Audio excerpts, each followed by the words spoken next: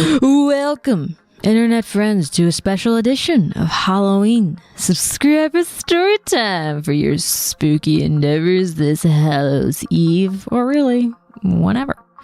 Just a final reminder, Thursday, that's tomorrow, is your last day to get your Cameo, Wendigo, Jackalope, and original shirts, mugs, stickers, etc. until we hit 400,000 subscribers, which still looks like it won't be until May of next year. If you or a loved one has a birthday coming up, or you know you want to gift it for the holidays, Thursday is your last day to snag it before mid next year. Link, as always, in the description, and thanks to all of you who have been able and willing to support the channel so far through merchandise. It helps keep the channel going. For episode 23 of Subscriber Storytime, we have 9 paranormal stories, encounters with creatures from your deepest nightmares, as well as brushes with death. So grab yourself a snack, a drink, sit back, turn on the lights, maybe dress up in a costume, if you so desire, and enjoy.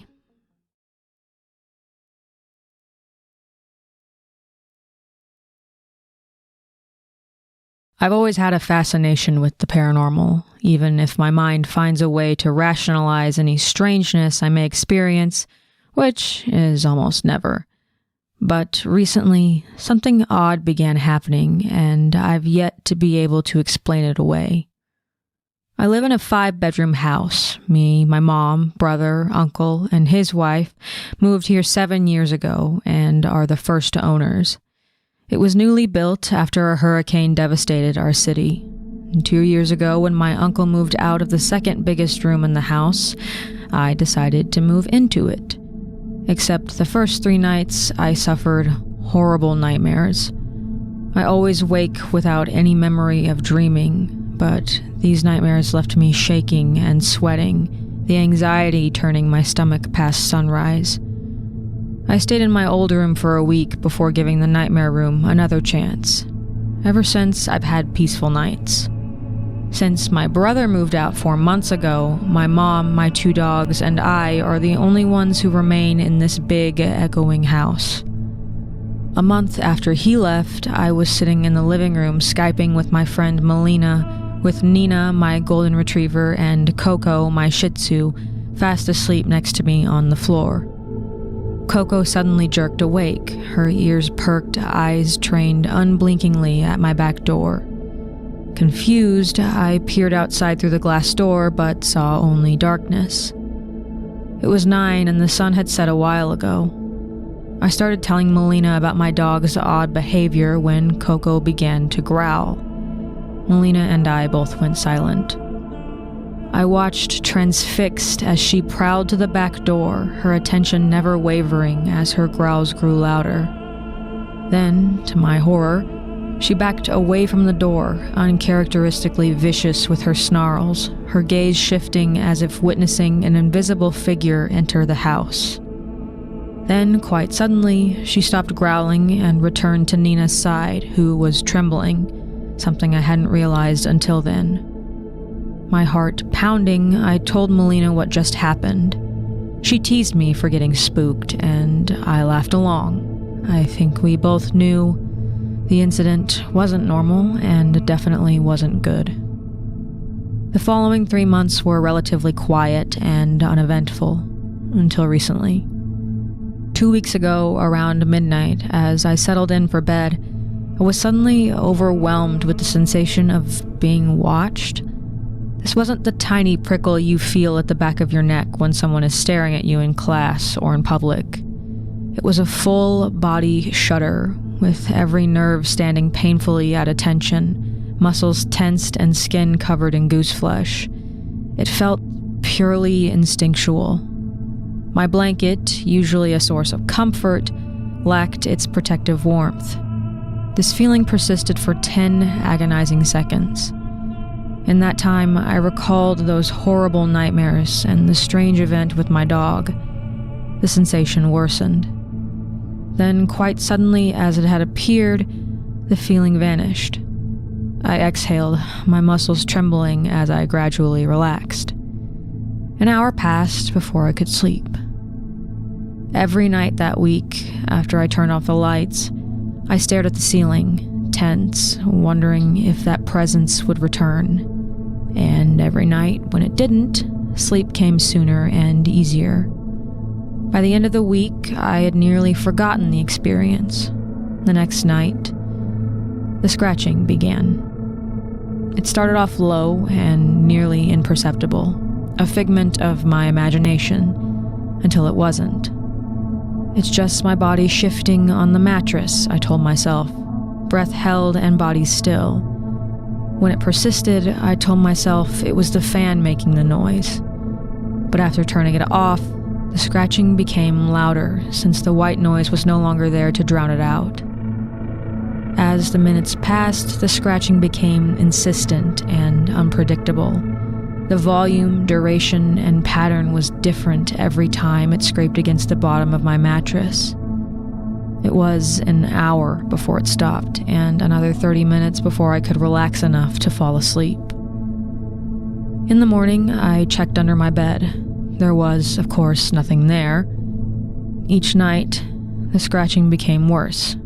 What started as a soft noise escalated, loud enough to hear while I sat up in bed, shaking. 2 nights ago, when the scratching became so violent I was nearly hyperventilating, I texted Melina. I turned on my phone's flashlight, and the moment I did, the scratching stopped. She encouraged me to look under the bed, teasing me again, even if she didn't believe me. It took me 5 minutes to work up the courage to touch my feet to the floor. I ran to the light switch, flicked the lights on, and spun around. Everything looked normal. Unsteady, I approached my bed, looked underneath, but again, the space was empty. There was nothing I could see anyway. I rearranged my bed, using a thicker pillow and lying on the opposite side. And when the lights were off again, I curled up under the blanket, held my breath, and waited for the scratching to return. It didn't. Just yesterday, with the afternoon sun to reassure me, I crawled under my bed to see if maybe the wooden panes holding my mattress had loosened, if that was the cause of the sound. It was as secure as the day I got it. I'll be in bed in a few hours, and I'm going to stare up at my ceiling, listening for anything out of the ordinary, and wonder why the scratching has stopped, why it began in the first place. I don't know if the silence is a sign of peace returning again, or if it's the quiet before the storm.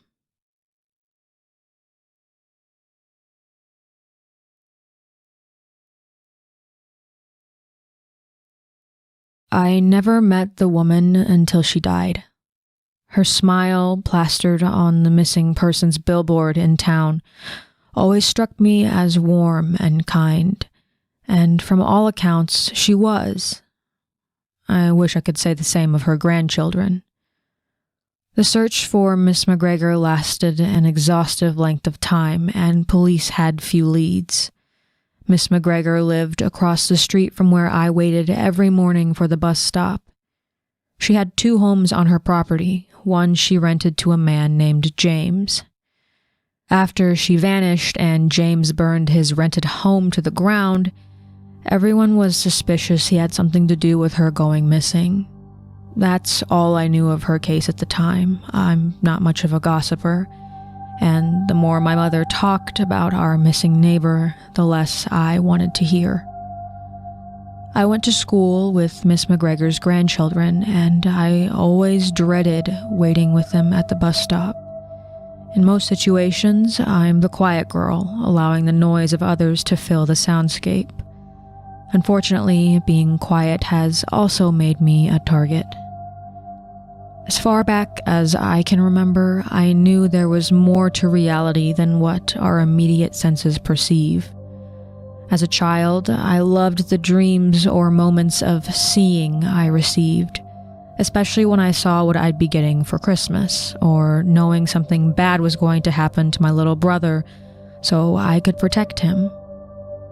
It wasn't until I moved to the backwoods of the Northwest and made friends in high school that I ever thought of my perception as much more than a small gift of knowing that God had granted me.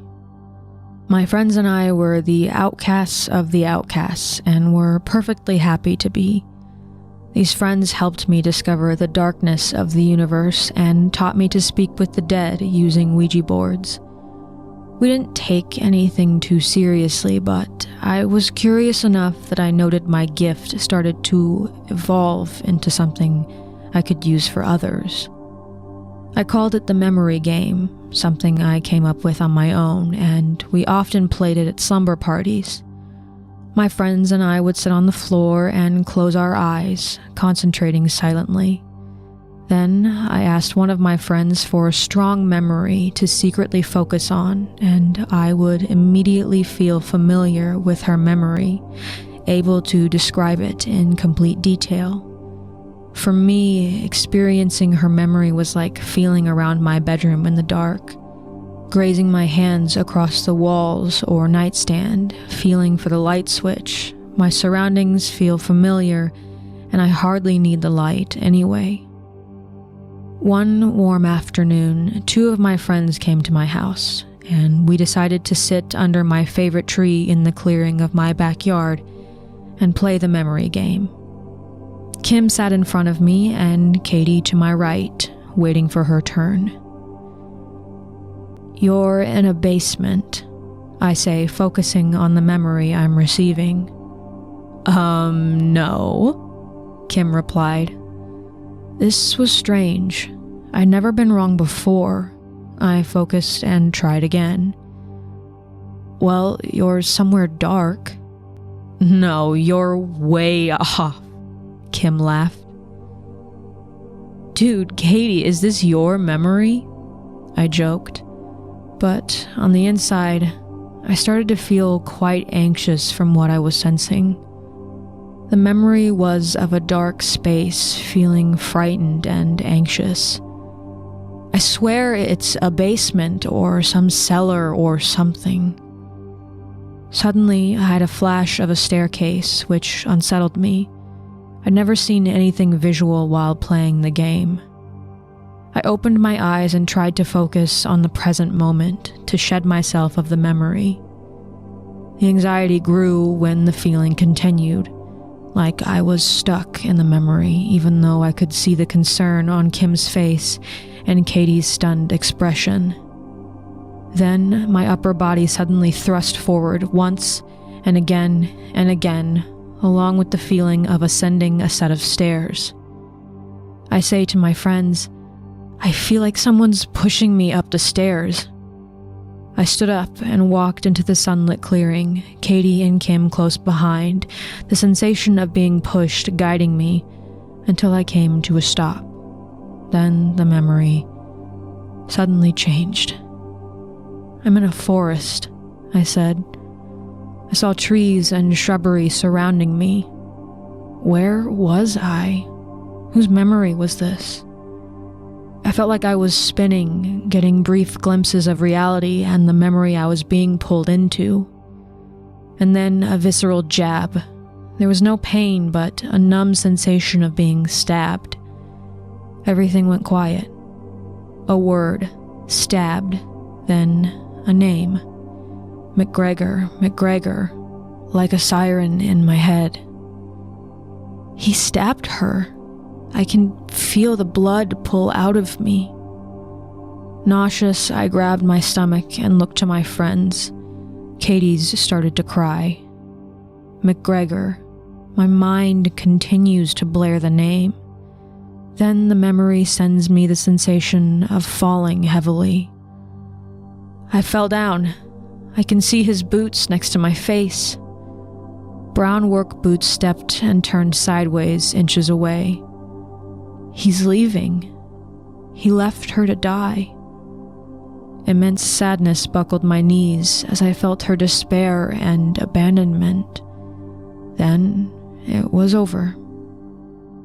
A week later, I ended up calling a radio show and speaking with their special guest psychic. I began to describe my experience, and he cut me short before I could say the name. "You know who it is, dear. She wants you to tell her family." In the weeks that followed, my thoughts were pervaded with the question of how. How do I tell these people I've hardly spoken a word to that their missing relative visited me from beyond death without getting laughed off or locked up? Sure, I've ridden the bus with the grandkids plenty, but they already think I'm weird. What do I do? More time passed, and the guilt and anxiety grew. Even now, many years later, it's still a cloying stench occupying my memory when I look back. I waited too long. Miss McGregor's son knocked on our back door one afternoon when I was home alone. He looked something like a ghost when I opened the door to his downcast eyes. "Your mom home?" "No, she's still at work." Slowly, he said, "Well, I wanted to let her know before she found out on the news. They found my mom." Without missing a beat, he almost interrupts himself and continues, "Well, they found her head about 5 miles up in the woods." I don't remember anything after that. Nothing but the ringing, cold, and sober reality. Their loved one gone. This man's mother in pieces because of some lunatic. I shut down that gift for many years after experiencing that memory. It's taken me well over a decade to even begin attempting to use it again. I still mourn the choices I made back then, but I've kept her story and the burden of knowledge all these years. Now it's time to release it.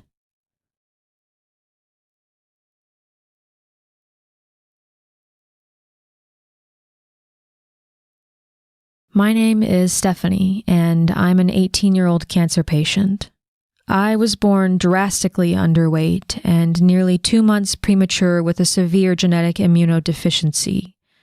My primary immunodeficiency, or PI, is known as A-gamma-globulinemia, which essentially means my immune system does not manufacture antibodies and lacks the type of protein necessary to produce immunoglobulins. This makes me extremely susceptible to infections, and it sucks. I could go on and on about my screwed up health, but I would have 18 years worth of medical history to narrate. But out of all the stories I've collected over my life, one incident continues to plague me and my worst nightmares. That is the one I'll be sharing today. When I was in 4th grade, I had the worst back-to-back episodes of sicknesses. I had viral meningitis, pneumonia, mono, a stomach infection, the flu, bronchitis. The list goes on, and all within 8 months. At my worst point, I had an extreme case of pneumonia and bronchitis brought about by the flu, all which evolved from a bastardized version of the common cold. So I was dealing with 3 illnesses all at once. Sounds fun, right? I was hospitalized in the pediatric intensive care unit as soon as I showed signs of system failure, and within 2 days, I slipped into a coma. My body shut down as it tried to focus all of its remaining energy into fighting off the infections. But while I was under, I dreamt, or at least I think they were dreams. Whatever they were, I was truly terrified. I spent my first few unconscious days in what can best be explained as a sort of void, infinite and pitch black. I couldn't see anything, yet somehow I knew it went on forever, so it was safer for me to stay in one spot than to explore and get lost in the nothingness. This might sound weird, but initially the darkness felt comforting. I was a bit of a weird kid, and I loved the dark. It was warm, calm, almost peaceful. While I was there, I heard everything going on in the hospital room around me. The nurses telling me stories and jokes as if they knew, or at least hoped, I could hear them. My doctor and the specialists came in and discussed my condition. The beep of the heart rate monitor was constant, and above all else, that put my mind at ease. But as time went on, the void began to change. My concept of time was skewed, but it felt like days had passed before the warmth began to fade away. Cold and exhaustion seeped in, along with a weight, and more time passed and I felt heavier and could hardly move. Then I began to see things in the darkness, figures, shadows darting by. The longer I spent there, the less alone I felt. The figures, whatever they were, came closer and closer. And after what felt like weeks, I started to feel the sensation of a touch, freezing but feather light, dragging me further through the darkness, seemingly no destination in mind. Worst of all, my hearing faded. When I lost it completely, I screamed, or at least tried to, but nothing came out. My chest hurt as if something was stabbing into my heart, and I was shaking. Something heavy pressed down upon me, making it hard to breathe. Then I saw a light. It was the first light I'd seen since first entering the void, so bright that it hurt my eyes. It was beautiful, but something about it sent chills down my spine, made me want to run away as fast as I could. I couldn't move, though. I was paralyzed. I had never been more afraid of something so lovely. The light grew and grew until it consumed the darkness, and all I saw was white. For a moment, my body felt like it was being shredded apart. Then all at once, everything was euphoric, peaceful, and calm. Nothing hurt anymore. The light was so gentle and nice, and I couldn't remember why I had been afraid of it. I heard children laughing and playing, singing in the distance. I was always shy and antisocial, but in that moment I wanted nothing more than to run off and join them. And I tried to. I don't remember how I stood up, but I rushed towards those sweet voices, but each time I got close, they moved, coming from an entirely different place. I remember seeing a little girl run alongside me, a familiar face. I'd met her in the hospital back in the waking world. She was so happy to see me, and I was overjoyed to see her. We wore matching white dresses, which didn't strike me as odd, despite the fact that I've never owned a white dress. We held hands and ran together for what felt like hours, skipping and laughing, seeking the children to join their laughter. I don't remember when I let go of her hand, but I do remember the feeling of her fingers slipping through mine, the sadness in her eyes as she glanced back at me, running ahead, leaving me behind. I fell asleep, and when I opened my eyes, I was truly awake, back in the hospital and out of the void. They told me my heart stopped beating for almost 2 minutes, and I wasn't breathing for nearly 5. It took numerous shocks to stabilize me, and at one point, I'd been legally dead. I was still dangerously sick, but the fact that I'd woken up a month into my coma was a good sign. However, I could relapse at any second, but that wasn't what scared me. The girl I'd met in the PICU and seen in the void suffered from some kind of heart defect, and during a failed surgery, flatlined only a few hours before I did. She didn't wake up. Distraught, weak, scared, and mourning a friend, a nurse told me that before my friend was unresponsive, she'd been peaceful. She'd smiled, and her last words were, "Can you hear the children too?"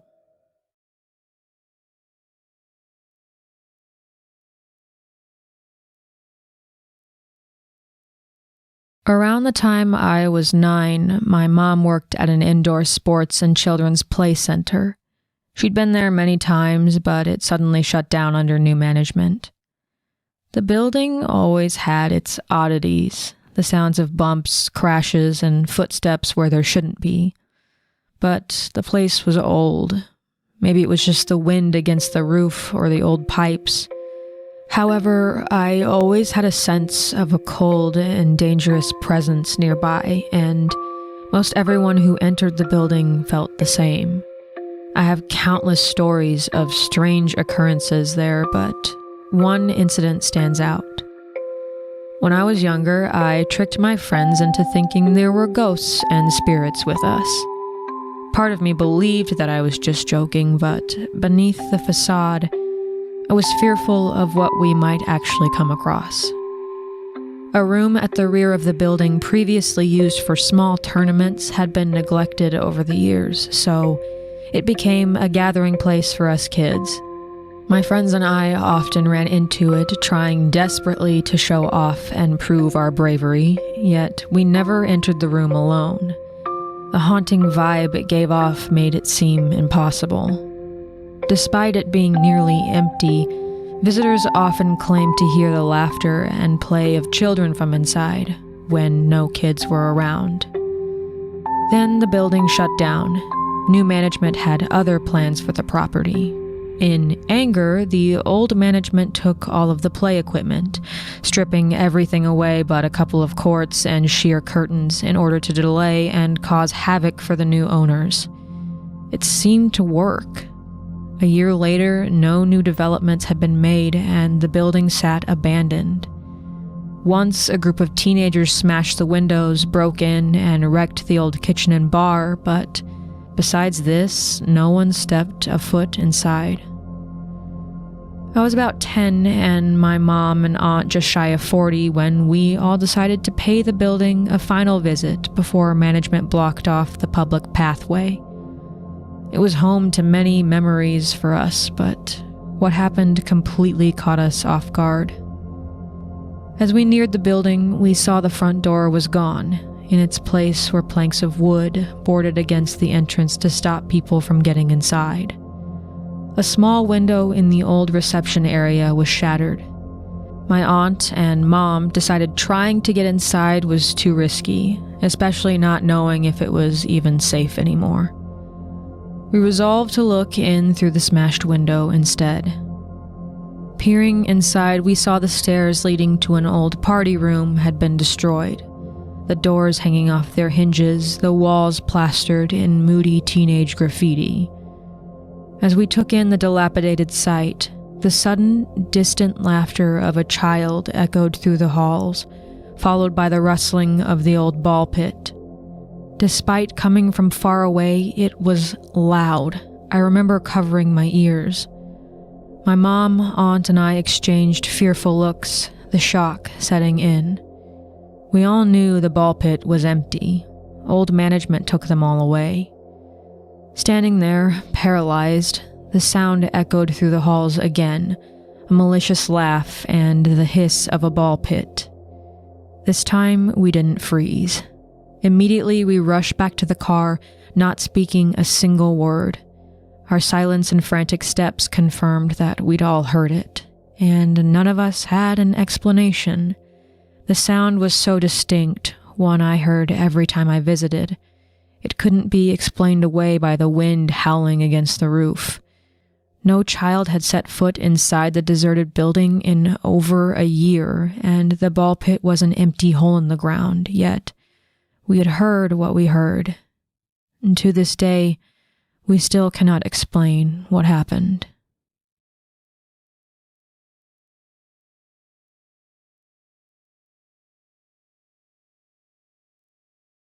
My name is Jill, and at one time I was staffed as security at an abandoned hospital in Hartselle, Alabama. I've worked security for various places, but I'm definitely not just a bouncer or setting a gate with the push of a button. I've had training in self-defense, Moab, OC, tasers, in addition to winning marksmanship awards and having some homeland security training. I've been security for morgues as well before. Transporting dead bodies to and from autopsy room is a surprising part of the job. Believe it or not, people try to steal bodies, or funeral homes will pick up the wrong person. Because of this, I've seen organs and fluids of all sorts, and some grosser things I won't detail. I've even discovered dead bodies in cars and responded to the aftermath of a jumper scenario. To put it simply, I've seen a lot of death, and not much spooks me. This abandoned hospital I was assigned to was founded in 1943 and became a hospital as it stands today back in 1953. So while it had some history and is over 7 decades old, it still had some valuable equipment inside the property that they didn't want teenagers or vandals damaging in the event of a break-in. I'm responsible for keeping watch over the old psych ward, morgue, and crematorium. This particular incident happened on a warm, clear summer night. The wind was blowing gently, but other than that, it was dead silent at 1 a.m. Even the power to the building was completely turned off. The only light source came from a huge lantern in security's office. My duties required me to do a walkthrough every hour, which I had been doing since 6 p.m. that night with no incident. I grab my flashlight and leave my post to make my 1 a.m. round, deciding to start outside because the weather is nice. Everything seemed fine around the front, which faced a road and a single flickering streetlight, of course. Then I entered the darker part of my route, the back of the hospital, which faces a small wooded area out in the country, so not a lot of foot traffic or activity here generally. As I make my way around, I can hear the wind through the trees, but my ears also start to pick up on the crunching of leaves and sticks, very reminiscent of footsteps. Suddenly, just as I've started to notice them, they're too close for my comfort, and my uneasiness skyrockets. I have a pervasive creeping sensation at the back of my neck, sure that if I turned, I'd be eye to eye with someone standing right beside me. I hesitated, slowing my walk, but continued to hear the snapping of twigs. Unsettled, I turned around and point my light into the woods. On rare occasions, deer or wolves wander close by, so I don't want to be caught off guard by the latter. As I pan my light through the trees, there's a flicker of a shadow, or a figure. The trees and the leaves made it difficult to discern which, but what was very clear was the silhouette, human-shaped. I shout, "Hey, no trespassing!" Then my fully powered flashlight suddenly flickers a few times before completely shutting off, leaving me in the dark with whomever I've just seen trespassing. I waste no time pulling out my taser, thinking I can use the light on the end to see the spot where I saw the figure. But there's no shadow there anymore. Whatever was there is gone now. From the time my flashlight died to pulling out my taser was maybe 5 seconds, during which time I heard no footsteps, no breathing, no sounds of someone running away. This makes me think that what it was simply vanished, or perhaps I hadn't seen it at all, a trick of the light and the trees. So I brushed it off. I'd gotten spooked by being alone and my light going out. Still, as I continued my rounds, I couldn't shake the eerie feeling settling upon me, no matter how many times I tell myself it was a shadow from the flashlight. After I'm done with the outside, I enter the abandoned hospital, and the moment I step inside, my flashlight starts working again. A little weirded out, but more than relieved, I walked on, doing all my checks. As I came down the hallway towards my main security office, I notice it's pitch black. Inside, my main lantern is turned off. I quickly walk over to it and flip it back on. Right as I do, there's a clank sound followed by a low rumbling, similar to the sounds of an air conditioner or boiler kicking on. But remember, there's no power in this building whatsoever, so I'm confused. Nothing mechanical in the vicinity should be turning on. Still, I decide to investigate and head to the basement, following the sound of the rumbling, thinking that it's just my luck something's broken on my watch. Once I'm on the bottom floor, I open each door I pass, looking for the source of the noise with no luck, until I get about 5 doors down and realize where I'm about to enter, the morgue and the crematorium area. I hold my breath and open the door, immediately noting that the sounds get louder. Peering into the large area, I see the little doors that open to the rolling slabs called the body hold.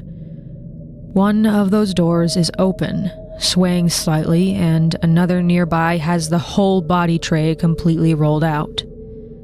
The sound is louder, but it sounds like it's coming from the opposite end of the room where the door to the crematorium is.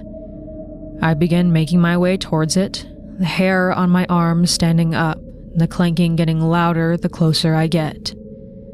The flashlight beam bouncing off the body hold makes me shiver, knowing that there were once corpses behind each little door. By the time I reach the crematorium door, I'm almost frantic, telling myself it's just the dark that's making me uncomfortable. That's when I notice all the noise has been sucked from the room, and the only sound I hear comes from my heart pounding inside my chest. I try to take a deep breath and calm myself, but halfway through the inhale, I can't help but gag. The room suddenly smelled of ash and burnt hair and became increasingly warm. Touching the door, the heat seemed to be emanating from beyond it, as if the contraption had been turned on. I jumped at a loud bang behind me, whirling around to see the entrance to the morgue was shut. I'm at the door within seconds, opening it and practically flying up the stairs all the way to my office, shutting and locking the door behind me. I didn't do my 2 a.m. round and stalled my 3 a.m. one until 30 minutes after the hour, resolving to start from the top interior and work my way down, avoiding the exterior and the basement. The first 20 minutes felt pretty routine. As I came upon the old psych ward, I glanced at the battery-operated keypad on one of the doors. This particular door led to the area where most of the leftover equipment had been moved to. It's the only area that still locks from this door and one other, with another keypad on the other side of it. I punch in the code and enter the long hallway, everything still going smoothly. Until I close the door behind me. My flashlight begins flickering again. However, I'm not in total darkness this time. Some of the moonlight is drifting in from the barred windows and dimly lights the hallway. The only sound is my footsteps echoing in the nearly empty room. The flickering of my light continues until I hit it a couple of times, hoping it will start working again. It does the opposite and dies again. And that's when I hear it. The sound of my footsteps still echoing even though I've stopped walking.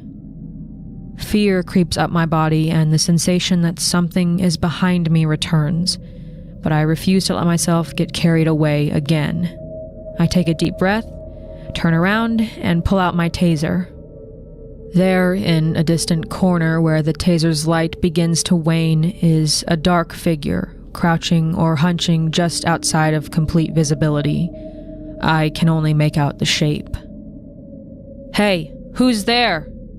I call out, not really expecting an answer. But I get one. Heavy breathing in my ear. I take off towards the second coded door. This one will lead me almost directly down to the front office where I have batteries and lights. As I sprint, it feels like the darkness stretches out between the door and my fumbling footsteps. The breathing fills the room to the brim with its volume now. I throw myself at the door, punch the numbers, and sprint down the stairs, not bothering to make sure it's shut behind me. This time, when I approach the security office, the lantern is still on, thank God. I rush inside and jam new batteries into the flashlight. And this time, I don't stick around. I grab my belongings and run out the front door to the security vehicle out in the parking lot. I hole up there the rest of my shift, running over the events in my mind. I couldn't imagine how someone got inside without me hearing anything in 3 separate locations, especially to the locked and coded psych ward. As dawn drew nearer, I calmed down a bit, waiting for the relieving officer. However, instead of the other officer, the site supervisor showed up. The regular day shifter called in and didn't want to work on site anymore. I didn't ask what his reason was, I just gathered my things and left. Later, when they contacted me to do overtime, I politely told them the drive was too long for me, but I'd work other sites if they needed. About a month later, I was at the main office of the security company I worked for. While there, I ran into the previous day shifter at the hospital. Thinking he might not remember me, I went up to him and reintroduced myself. I worked in Heart Cell, and I just wanted to know why you left the hospital shift. He asked to step outside so we could talk more openly. Once away from other people, I shared my experience with him and learned he'd had a similar one. He admitted the day shift started off fairly lazy for him. The security car parked out front acted as a deterrent for most in the daytime, and he didn't do much other than watch YouTube in the office. After the first week or so, though, he started feeling like someone was watching him in the office. He would see something standing or hunching in the corner of his eye, but upon looking, it would vanish. Then things worsened. Noises, footsteps, heavy grunting, and breathing. At first, he brushed it all off as him getting spooked. We were guarding an abandoned hospital, after all. Then, one time he left the office to use the bathroom, which was located outside of the hospital. He went out, locked the exterior door behind him, did his business, and when he re-entered the office, all of his things lay scattered on the floor on the opposite side of where they had been before. He knows no one else was in the building. He'd locked the exterior door either way and had to unlock it on his return from the bathroom. He camped out in the security car for the rest of his shift and refused to return after that. Now the hospital is boarded up and will soon be demolished. I just hope whatever was in there goes when the hospital is destroyed.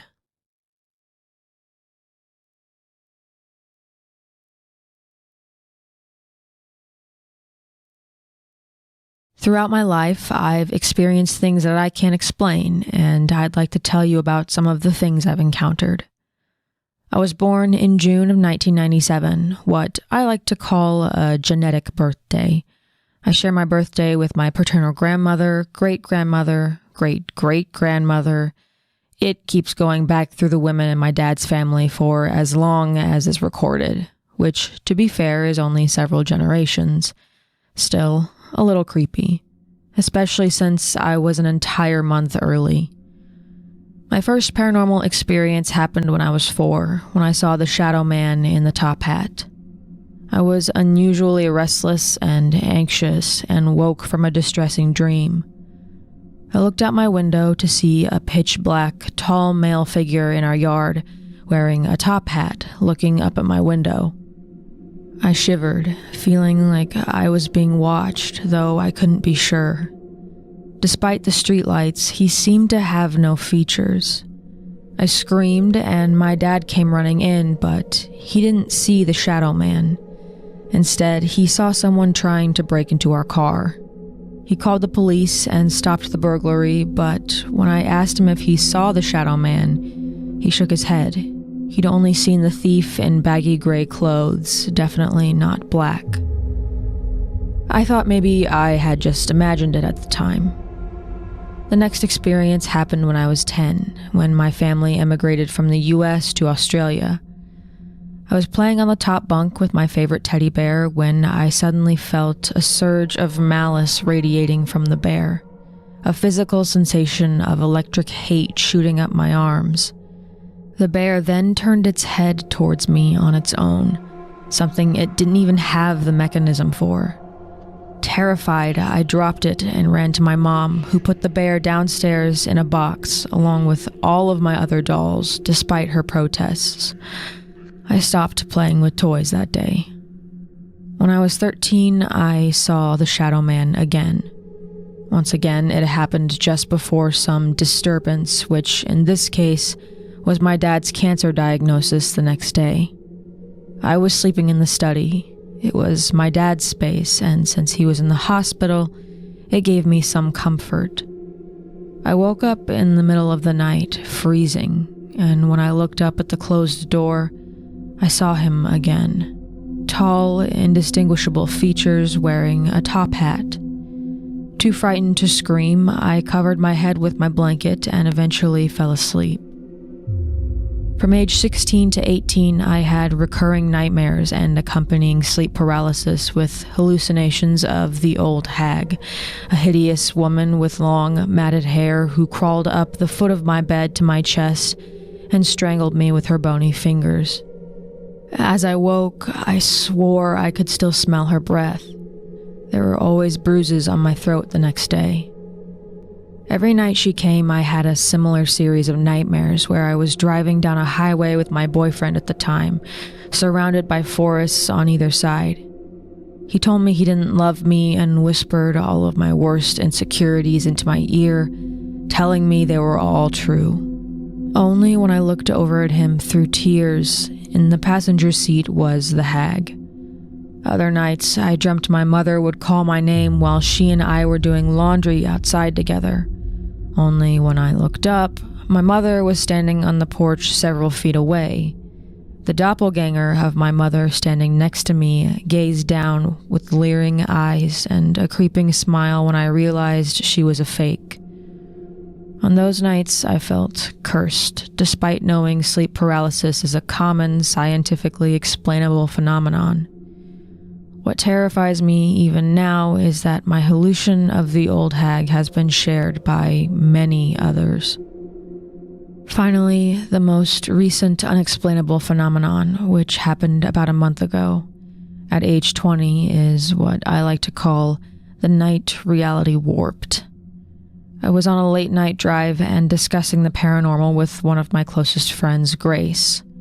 We were both getting creeped out, but we were driving a familiar route, and suddenly we saw the shadowy figure of a person cross the road directly in front of my car and disappear. Neither of us mentioned it for a couple minutes. I was telling myself I had just imagined it when Grace broke the silence, laughing and saying, "I got so freaked out back there, I thought I saw a person crossing the road." Goosebumps broke out all over my body. "Oh God, don't say that, Grace. I saw the same thing." We started hysterically laughing, not sure what else to do, when suddenly 3 massive black dogs sprinted in front of the car. I slammed on my brakes, and luckily no one was hurt, but the dogs seemed to have no owner. There were no collars on them, and they wandered off into the night almost as quickly as they'd appeared. Terrified, we drove to a nearby McDonald's, but even there we weren't safe from it. The car next to us, for some unknown reason, had a mannequin in the driver's seat. It was well dressed, so at first I thought it was a person when its face turned towards us.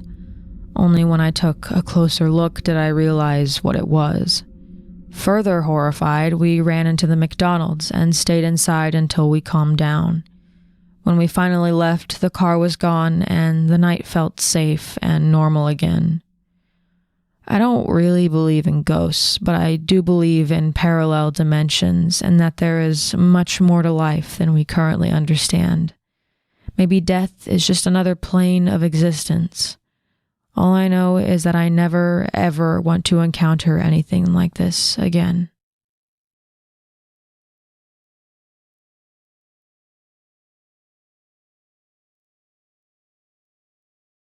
I have experienced many paranormal things in my life, and when I try to tell other people, I often get the feeling they either think I'm crazy or just dreaming things. I believe I am more sensitive to the other side than some. I also believe my grandmother was a sensitive, though she refused to speak about it. The signs were there, and I think it runs in the family. This particular story is one of the most difficult to tell. It happened in 2000 when I was 34. I'd been married to my husband for 12 years. At Thanksgiving, my husband wasn't feeling well. He didn't have an appetite and wasn't his usual outgoing self. We ended up leaving the family dinner early so I could get him home and into bed. The next day, he felt even worse, but as it was a holiday weekend, the first doctor's appointment I could get him wasn't until Monday. By Sunday, I was extremely worried. He was having trouble breathing and hadn't slept at all the last 2 nights. My husband is pretty stubborn, never misses a day of work for any reason, so I was shocked when he agreed to go to the ER that night. We got there at about 10 p.m., and as soon as the triage nurse saw him, she determined that he was severely hypothermic. She got him a bed, and he was hooked up to all kinds of monitors and heating blankets to raise his body temperature. Things only got worse from there. He kept forgetting where he was, and he was gibbering English words, but saying them in an order that made no sense. The doctors did x-rays fearing pneumonia, but when that yielded no results, they then thought he was in the midst of having a stroke. They couldn't agree on a diagnosis, so didn't know how to treat him or what department to call. So for a while they kept him monitored and tried to medicate him to sleep. Still unable to sleep, he only worsened, and at one point he forgot who I was, which terrified me. Finally, at 3 a.m., the nurses told me to go home and get some rest, promising me they would take care of him and call if anything changed. It took a lot of convincing to get me to leave, and my gut told me if I left, something bad would happen, but I eventually did leave. Sleep was out of the question, though, so I put on my husband's sweater and curled up on the couch, praying. I didn't last long on my own and was back at the hospital by 7 a.m., walking through the doors with the horrendous feeling that something was wrong. I immediately walked towards the bed area, which you have to be buzzed into. Standing in front of it was a police officer, and as soon as he asked if I was there to see someone, I burst into tears, telling him my husband was back there. He kindly took my hand and ushered me through the doors, asking me what room I was looking for. As I told him room 3, I stopped dead in my tracks. Upon walking through the doors, I was staring down a long hallway, and near the end of it, I saw 2 people walking towards the opposite door, facing away from me. One was a nurse, dressed head to toe in white, with a nurse's cap, belted uniform dress, stockings, and shoes. Her apparel so bright it appeared almost glowing. It was something I'd only seen depicted in historical television shows. She was leading my husband down the hallway. I knew it was him for 2 reasons.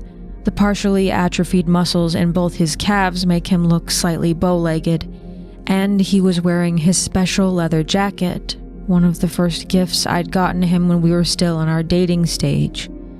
He wears it almost year-round, and after 12 years, it's a distinctive part of how everyone recognizes him. I'm as familiar with every discoloration and crease of that jacket as I am with my own body. I also knew that the jacket was in my car. The nurses who sent me home asked me to take his wallet with me, so nothing happened to it. My brain seemed oddly calm, accepting what I'm seeing and how impossible it is. My husband wearing the jacket in my car being led down a hallway by a nurse wearing a uniform from 50 years ago who was glowing. Transfixed, I watched them calmly walk further towards the door, seemingly completely oblivious to all the chaos of nurses and staff rushing between the rooms. None of the staff seemed to acknowledge or see them either, or block their path. All of this registered in a couple of seconds, and I realized that what I'm seeing is this nurse walking my husband to the other side, that he's passed away. Standing there, frozen in disbelief, there's a distant commotion to my right. It's the cop talking to me, asking if I'm sure he's in room 3 as there's a woman in that room, not my husband. I turn to tell him my husband's walking down the hall, and I glimpse a gurney in the perpendicular hallway. The cop follows my gaze and sees what I do at the same time. He places himself between me and the bed, somehow knowing I've just seen my husband lying on a gurney. I struggle past the cop and to my husband, blue-tinted in the hallway, no monitors or blankets. A darkness overcame me and my mouth opened for a sob, but no sounds escaped me. The officer tried to pull me away, but I reached out, grabbing for my husband's hand, only to be pulled out of reach. There's shouting all around me, but it sounds muffled. All I care about is getting to my husband's side, and eventually I do. The moment our skin connects, I feel two things. He's dead, so cold and lifeless. Then the second thing, which I can only describe as a bolt of lightning entering my skull, traveling through my spine and out my limbs. There's extreme heat and pain lasting only a heartbeat's length, but in that moment, I feel the life return to my husband's body. Slowly, the sound around me returns, the cop yelling for a nurse or doctor, my husband speaking to me, saying something about how crazy this all was. I didn't get a chance to ask if he felt the spark of life return, that same white-hot pain. Suddenly, there's a nurse at my side, flipping frantically through my husband's charts, asking why he'd been left out in the hallway. Eventually, I find out he'd been sent upstairs for tests earlier that morning, and by the time he got back to the emergency area, all the rooms were full. Someone was supposed to fetch him monitors and heating blankets, but it had been over an hour since anyone had checked on him. So my husband had been lying in the hallway under a single sheet, no one monitoring his vitals, no warming blankets, and not one person attending to him as he lay there, ill and dying. And he had died as a result. I honestly and truly believe if I hadn't gotten to the hospital at that very moment, if the police officer hadn't taken charge and found a nurse, my husband would have walked fully through to the other side, unable to come back. Many tests and a different hospital later, we've learned my husband has a congenital heart defect that causes severe chronic heart failure. After a few weeks in recovery and many heart medications, he started to improve. Therapy and lifestyle changes certainly help, but he'll never be at 100%. In my eyes, though, the fact he's here at all is a miracle. Months later, I did ask him if he remembered that morning. I wondered if he had seen a light or a tunnel or relatives that had already passed. He has no memory of any part of the hospital stay, and I'm not even sure he believes I saw what I saw or felt what I felt. But I guess I wouldn't want to believe I had actually died either.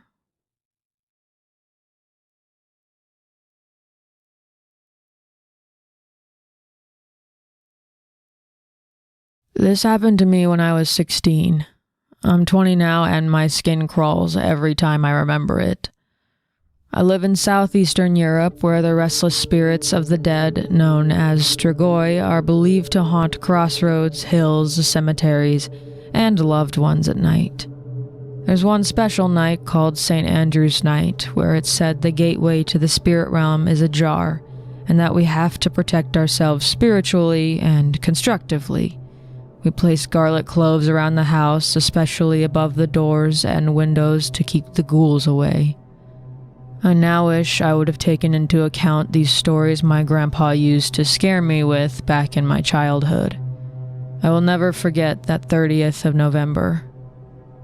The 11th month of the year was a rather bitter time to travel, even if the Carpathian landscape offered beautiful views.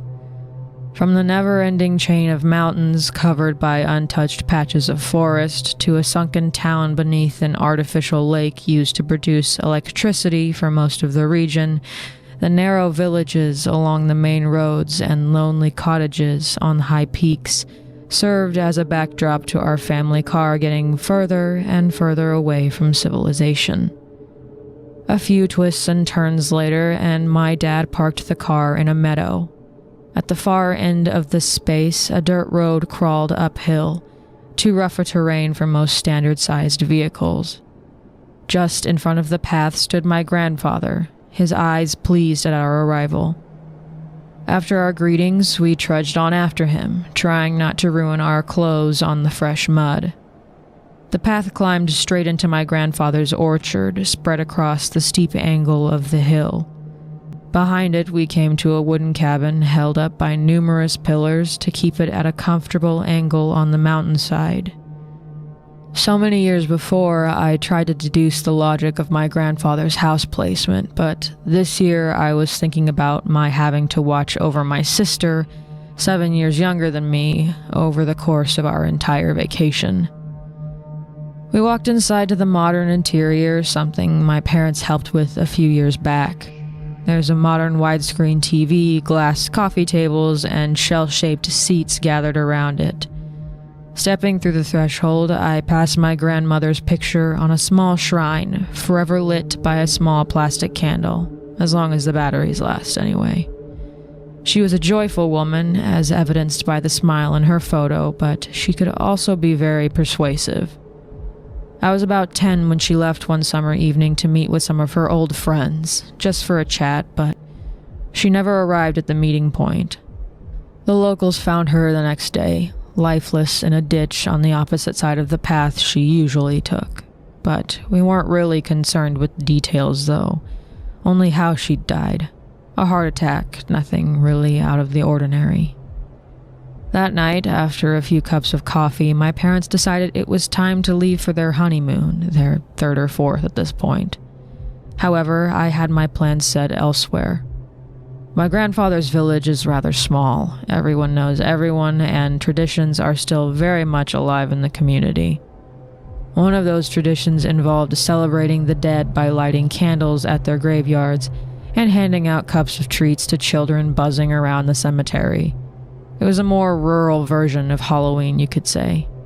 I used to beg my mom and dad to take me to my grandparents' house each year so I could attend these festivities, and they usually indulged me. Around the time I was 7, though, I began to notice the strange old women draped in black and floral-patterned handkerchiefs gathering children together. Their merry demeanor was a welcomed change from the constant sorrow the cemetery usually held. I remember one year walking over to one of those women and taking some breath mints from the wrinkled hand of a rather crooked lady. Every child turned to watch me as I stared into the woman's glass-like eyes and noticed her pointy fingers. No one else came near her despite the warm smile she gave me. She closed my palm around the mints and whispered in a calming yet authoritative voice, "Don't worry, my little one. They might not know me, but I know all of them." It felt like a warning, but to the other children, not to me. Later, I learned many in the village believed she was a witch and steered clear of her. However, I always ran into her when I visited along the village's narrow path. We'd engage in short but deep conversations about life and spirituality. Then, a few summers ago, I found out she was my grandfather's neighbor.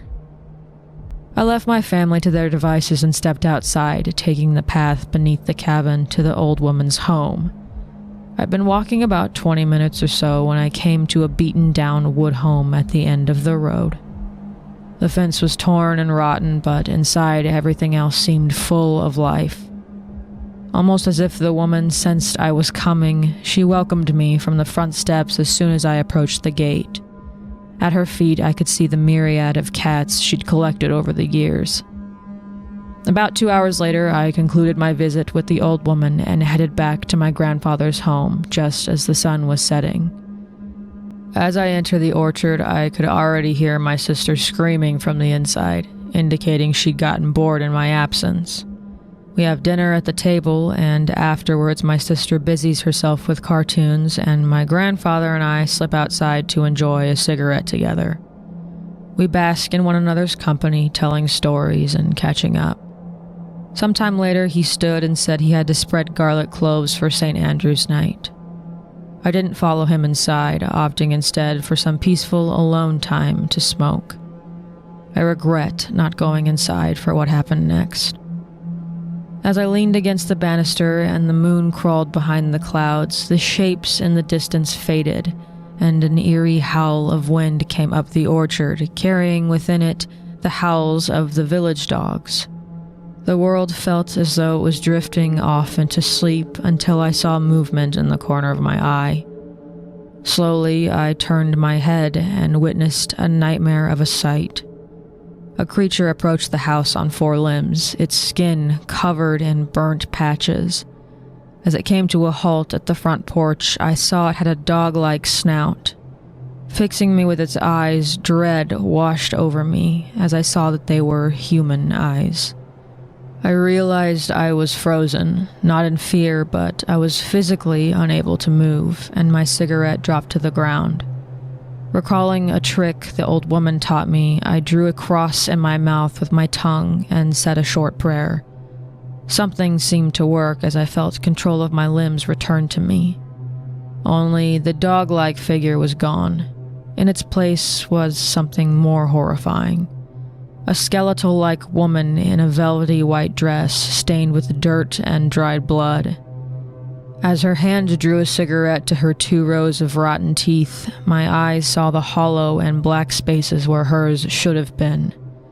She took a large drag of her cigarette, then blew the smoke directly in my face. The metallic, bitter taste I normally enjoyed now made me nauseous. What was left of her hair blew violently in every direction as she crumbled the bud in her hand, leaving only tobacco leaves and ash. The wind scattered it, and the woman said, "Have you got a cigar?" I ran like a madman, slamming the door of the house behind me as I ran upstairs into my room and under the covers where I woke up the next day. I ignored my grandfather and sister the next day, who'd gotten a good laugh out of my distress while I tried to piece together what I'd seen. And when I couldn't, I tried to distract myself in my fantasy novels. That afternoon, I had to gather all of my courage to step outside for some fresh air. The old witch woman was already there, almost as if she'd been waiting on me. She asked why I didn't come down to chat the day before. She'd heard me laughing like a fool in the distance, but never heard me talking to anyone. I told her what happened to me, that I did go to see her and had a conversation with her. Then I told her about the ghostly woman I'd seen. Her response was, "Oh, my dear, the ghouls went to the tavern last night to have a drink and make a fool of us all. Yet it's for the best they stood away from my path, or else." I refused to think she had something to do with what happened, even if she was the only one who seemed to understand and believe me, though her explanation didn't satisfy me as much as I wanted. As I was packing for the return home, I glanced at my grandmother's photo again and noticed something I hadn't before. She was wearing the same dress as the ghostly woman the night before, white and velvet.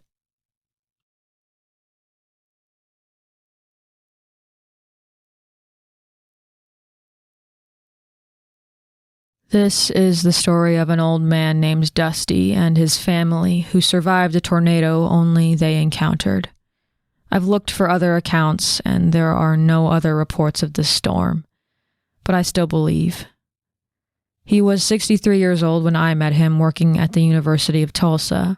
I was delivering some big, old books he'd ordered on Native American beliefs. When he came to sign for them, I swear he was already in the middle of a conversation with me. He talked my ear off on the scissor-tail flycatcher and the flowers growing in his backyard, Rosa laevigata. As I drove off, I thought of how eccentric he seemed, but didn't expect to ever see him again. Over the next few weeks, I met him several times under the same circumstances. Despite being a little more prepared for his conversation, I always still ended up with a glass of lemonade late for my next delivery, discussing our childhood homes, sometimes having dinner with him after my shift was over.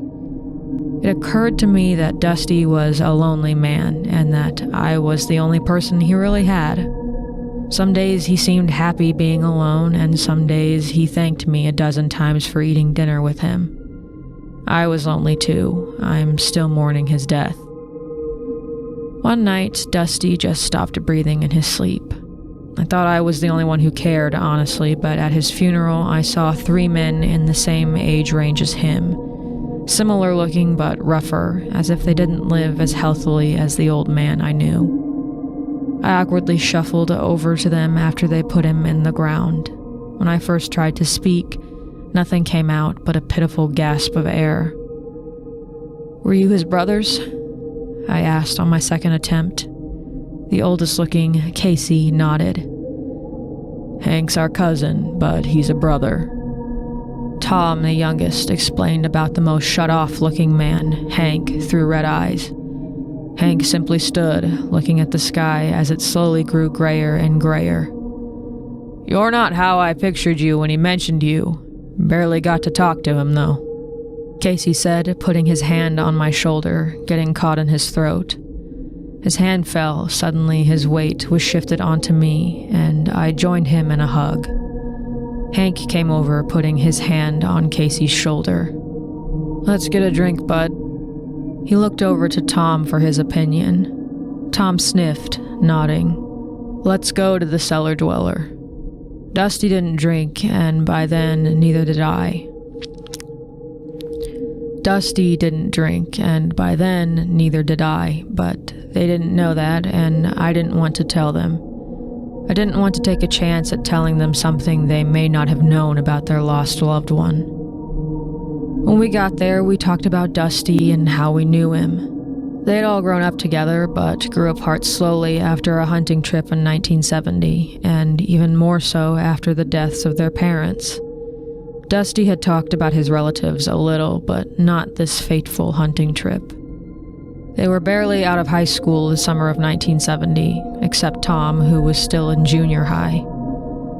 They'd been out in the woods by Blackburn all day, shooting squirrels and birds with a single shotgun.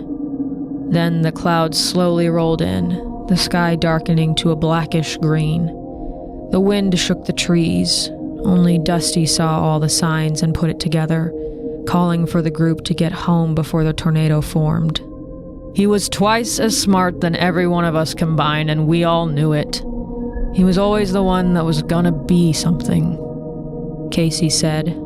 Didn't think we'd live to see his funeral, with how reckless we've always been. Hank added. They weren't prepared for his death. They'd gotten lost on their way back home, the trail they made originally disappearing, probably covered by light foliage and dead leaves being pushed by the wind. They hadn't been able to afford a map or a compass that wasn't half broken, so they mostly relied on their intuition. The sky looked worse by the minute. Tom started to get nervous, but tried to act tough in front of the older boys. I don't know if I'm just making it up in hindsight or if I really knew something was coming, but I think I felt something in that wind. Something sour. Rain started to pour. Lightning flashed and thunder roared. The bright bolts got a little bit closer each time, the thunder even louder, it seemed. It wasn't a matter of getting home at that point, just the closest shelter, Casey explained. They were able to locate a creek, thinking that if they followed it, they might find a secluded house or a family friend they knew that had a storm shelter. It was a total guess, though, probably not the smartest one, they admitted, but they followed it anyways. Tom swears at this point that hail was hitting him, but the others felt nothing, and if any hail did hit him, it vanished by the time it would have hit the ground. Just 5 minutes of following that creek, they heard something that unsettled them. They all agree that there was a roaring alongside with the thunder, one sound almost covering up the other, though they weren't sure which was which. I just about wet myself when Casey stopped us to listen. Hank laughed, a weak laugh that betrayed the whole of the emotion. Despite how withdrawn he could get, Hank had a way of saying one thing and meaning another, yet the hidden meaning would rarely get lost on you. Unlike Casey, who was straight to the point, rigid when he got upset, distracted by uncontrollable emotions. They started to run, the weather worsening. They thought some kind of animal they'd never heard before was getting close, with each lightning strike.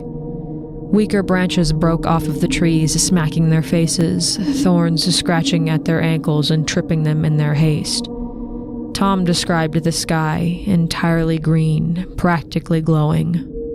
The aurora borealis in Oklahoma. And that's when the creek abruptly ended, and they realized this was the wrong creek, and they were lost in a severe thunderstorm at best. Their panic grew, as this was just a decade after an F5 tornado decimated Sapulpa and killed 5, including Hank's parents, leading him to be adopted by Dusty's family. They were scared they were about to perish, and each one of them blamed themselves. You wouldn't believe how lucky we felt when Dusty found that cellar. Sure as hell wasn't what we were looking for, but... There was a catch in Tom's voice. He trailed off, realizing what he owed his brother. Just off the creek, Dusty spotted the corner of an old stone home, abandoned, but not without a cellar. They ducked into the damp room, not checking for any other beings. Hank slapped his back against the wall and slid down, holding his legs in the corner of the dark space. Lightning struck nearby, followed by thunder only a second later, and with it, a ghastly ravens-like screech that shook the roof, but not the underground. The boys huddled together, not knowing if they'd live to see the sun again. I knew there was something out there. It was coming for us. I just didn't know what. I still don't know. Tom was drunker now, and even more distraught. Dusty and Casey were the two who didn't shut their eyes, while Casey looked at his cousin, scared as a child, reliving the trauma. Dusty only stared up the stairs into the sky. I don't know what he thought he saw, but, like always, he was curious beyond his own good. Dusty walked to the bottom of the stairs, covering half his body with the wall, and he looked up. The screech sounded again, unaccompanied by thunder, and it didn't stop. They covered their ears, trembling as a powerful sound, the sound of a tornado passing over their heads. It sounded like a train and a bunch of birds trying to break in, Tom said, who, at the time, was praying for their safety. Everything came to a crescendo when Dusty screamed up at the night sky, words that were drowned out by the chaos of the storm. Suddenly, he took that day's hunt, threw it out of the cellar, and made a sign with his hands, then stood there as if expecting something. Without warning, lightning flashed so close it blinded the boys, and in that second, Dusty was thrown back against the wall so hard he was out cold. And the next thing they knew, it was morning and the storm was over. When they came out of the cellar, they found the nature outside seemingly undisturbed, which struck them as strange considering the wind, lightning, and rain from before. Dusty was disoriented with a concussion, but alive. They thanked the Lord for that. I don't know if your prayers paid off or if Dusty did something, saved all of us again. Casey just stared at the bottom of his glass. I think he did something. He knew more than he let us know, I bet. Hell, probably what killed him. We all followed Tom stumbling outside, and he lit a cigarette. How'd you know that? Hank sat on the ground.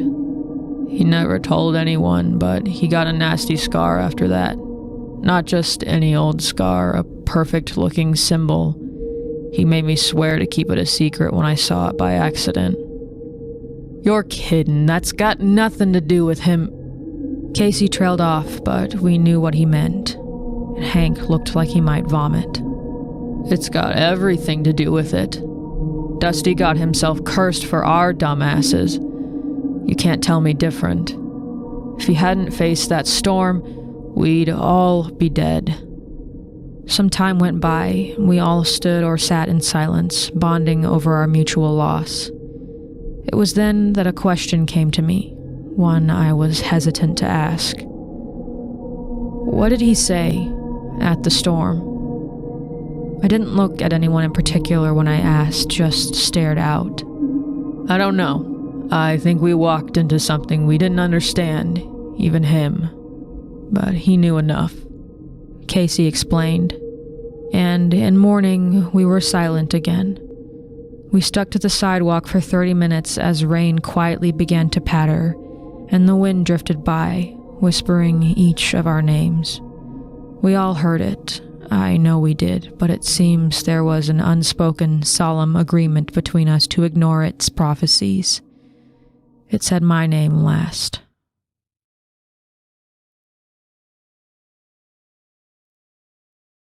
Special thanks to the Patreon family, who are now more vital to this channel's survival than I can say due to the recent demonetization of almost every new Dark Matters or Nameless that has come out. The names you see on screen are just some of the people who financially contribute to this channel, whether they are passionate about subscriber story times and true crime cases, or any other dark content put out on this silly channel. Their support cannot be overstated. If you are interested in supporting the channel, information is in the description, but even if you only continue to support by watching, thank you. And of course, a special thanks to the subscribers who chose to share their stories with us today. Janie, Anonymous, Stephanie, Lauren, Jill, Anonymous 2, Terry, Serju, and Anonymous 3. If you've had a personal terrifying encounter that you've had, it can be paranormal or not, please feel free to send it to subscriberstorytime@gmail.com, and your experience might end up in the next subscriber storytime. If you wish to stay anonymous, please mention that in your email. Thank you for watching the video, and most of all, thank you for continuing to support the channel, and don't forget to pick up your Cameo merch before the end of tomorrow. Stay safe, friends. I hope you have a great Halloween night. Have a good night.